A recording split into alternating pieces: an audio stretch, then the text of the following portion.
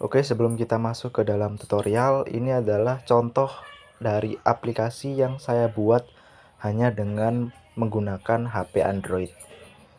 Jadi di sini saya membuat sebuah aplikasi yang bernama Animscode. Saya ada fitur video, bisa menampilkan iklan. Jadi kalau ada iklannya ini berbayar ya. Artinya kita bisa dapat iklan dari aplikasi. Kemudian ada wallpaper. Jadi nanti kita akan belajar ini. Tapi untuk tutorial pertama kita akan perkenalan dulu ya. Oke, kalau masih tertarik dengan video, let's go.